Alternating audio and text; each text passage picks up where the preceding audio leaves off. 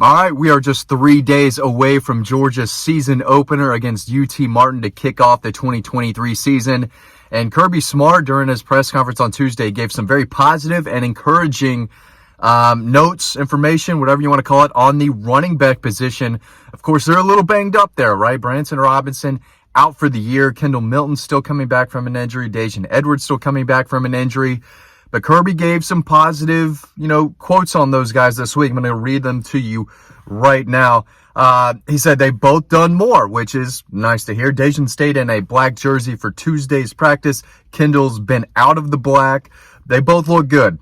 We're giving a lot of reps to the other guys because we've got other guys to get prepared for, but they've both been in individual work and they've both been in drills. They both work during the run periods and the pass periods. I feel good about them both. Now, the first thing that comes to mind is if they're not 100%, why even play them in the season opener? Georgia should win this game with their third stringers alone, right? So Georgia doesn't need Kendall Milton or Daijun Edwards on Saturday. If they can play, that's nice just to get back out there and play football, which, is why they're there. But Georgia doesn't need these guys until South Carolina. I want to continue reading what Kirby said. This was on Monday earlier this week. He said, we're looking at everybody at running back. We'll try to find the best way to get the ball in the hands of the playmakers. But to answer your question specifically, Daijun was dealing with an MCL. He had one last year, but he's actually doing great. I think he's going to be able to practice and do everything today, Monday. So we feel good about Daijun's status. It happened in the second scrimmage. I don't know what day it was, but would have been, I guess, a week ago Saturday. And he's bounced back pretty good from that. He's looked good. Kendall's been dealing with the same hamstring most of all camp. He's about 80 to 90%. And again, he said that on Monday, so he's only going to get better as this week moves along. We're hopeful to get him back today, Monday, as well as in terms of practicing and taking reps. The volume that we do, we have to be careful because we haven't been in the heat as much as the other guys this last week, but we feel good about all those. Feel really good about Andrew Paul. Roderick Robinson has had a good camp. Cash Jones has had a good camp. Really got a bunch of guys who have repped and done some good things there. So it seems like he likes where the running backs are at right now, but mincing Branson Robinson is big, but it is nice to get some encouraging, positive news from the running backs as we're just a few days away. But I will say, I'm sure you have all watched the video of Kirby during his Tuesday press conference because it's on our YouTube channel, but we also have it written out, and you can read all the stories on Dog Post by clicking the link below. Sign up to the newsletter. It is free, and you get an email every day around 2 o'clock with all the stories we've written. A lot of them are free, some are not, but this is the perfect time to sign up to the newsletter. Again, it's free. Season's right around the corner, so make sure you click that link below and sign up. Love to get y'all over to Dog Post if you're enjoying these videos. We have so much more content on Dog Post. If you love Dean's videos, my videos, Ryan's videos, check us out over the website. We'd really appreciate it. But I just want to talk about, the rest of kind of what Kirby said on Tuesday on what he looks to evaluate in game one. I think procedurally you haven't had the play clock permanently on. We have it at practice, but it's not the same. Talks a little bit about the new play clock rules with the running clock. So make sure you read all about that. On the team being ready to play against, someone other than themselves. With the way things are now, you could feel that in the spring. You could feel that the way in the summer. We're definitely at the point where these players, they want to hit another team. They're going hard at practice. As we've said before, as we've reported, a lot of people have told us, nobody's practicing harder than the Georgia Bulldogs. They get after it. They compete. And we've said for a while, if you don't want to work, if you don't want to compete, you're not going to play at Georgia, and you're not going to last very long. But they've got a lot of guys who love practice and love work and love to compete, and it makes these practices a lot harder. So for anyone who's looking to play Georgia early in the season, they better watch out because this team is ready to hit anyone else other than themselves. He talked a little bit about Julian Humphrey, a really, really fast, speedy cornerback with a lot of potential, pushing for one of those cornerback jobs. He said, I think Fran Brown has done a tremendous job with Julian. He's a fast guy who came in kind of with raw talent. A lot of the techniques that we're teaching in terms of multiple coverages, he played a lot of man. He's grown as a player. He's gotten tougher. He's gotten more physical. He's still not arrived. He's still had his moments that make you wonder what he's doing. And then he has wow moments.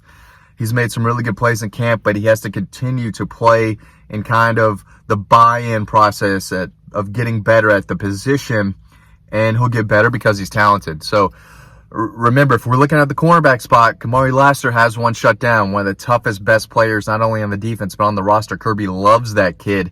As physical as it gets for any cornerback in the SEC and probably across the country. But that other cornerback job, the one that, whoever has to replace Keely Ringo, Julian Humphrey, Nyland Green, Dalen Everett, those are three really talented players. Dalen Everett was a 5-star. The other two are 4-stars. They're good players. Whoever wins that job is going to beat out two really good players to get that. So we talked about Julian Humphrey a little bit.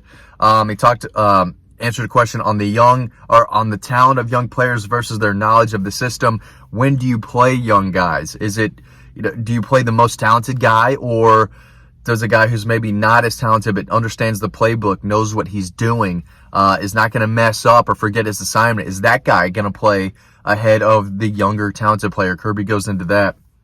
Talk about Zion Logue. I love this quote. Zion Logue is a veteran defensive lineman I think the casual Georgia fan doesn't know about, but he's been on the roster for years now. I think he was in that 2019 recruiting class, but he's a guy who does his job, is not going to light up the stat sheet, but consistently does his job every single play on the defensive line. Kirby said he creates a lot of value in the locker room. He's a lunch pail guy. Yeah, another guy that eats off the floor. I made a video last week. These guys that just come to practice ready to work, to compete, to get better. Guys who just love being out there and love the game. Zion Logue is one of those guys. He carries his lunch pail every day to work, and he gives you an honest day's work every single day. He competes. He covers down. He's always one of the hardest working guys. When they throw the ball, he breaks it and he covers down. When you've been in this program, as he has, there's a lot of work that he's done that we certainly appreciate as a staff because he buys into the hard work. Kirby went on to talk about the value of having such experienced members on the defensive line. He doesn't think the defensive line is deep. He doesn't think the wide receiver room is deep either. I've made videos about both of them saying how I like the depth that they have there on the defensive line. You've got a lot of guys who have played a lot and been in this program a lot, like Zion Logue, Nazir Stackhouse, Warren Brinson, Tyrion Ingram-Dawkins now is in his third year. Tramel Walthour has been on the roster since the Jim Donnan days, it feels like. Kirby doesn't feel that same way, and he doesn't think that they're very deep at wide receiver, even though you could probably rattle off a number of different guys who have either played and made plays or are waiting their turn and hungry to get on the field and make plays. So, but that's Kirby. I mean, he's never going to truly feel good about any position group. He could have 4 5-star quarterbacks, and he's still like, yeah, well, we're not all the way there yet. I wish we had more. Same at linebacker, same in the secondary. He always wants more because depth is important to him, and that's why Georgia is one of the best programs in the country. Not only are they extremely talented, but they're talented in the second string and the third string, and the incoming freshmen are talented. They are very deep. I think he's a little off there, which is crazy to say because he's the head coach. He knows the team better than anyone, a lot better than I do.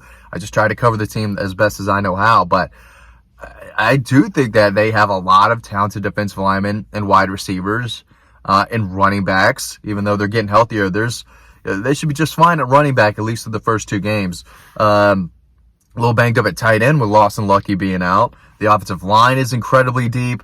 Overall, this might be the deepest team in the country, and that's going to help them, in my opinion, get to the playoff, and there's a chance they could get that three-peat. I've said this all offseason. It wouldn't surprise me at all if Georgia won their 3rd consecutive title for a number of different reasons.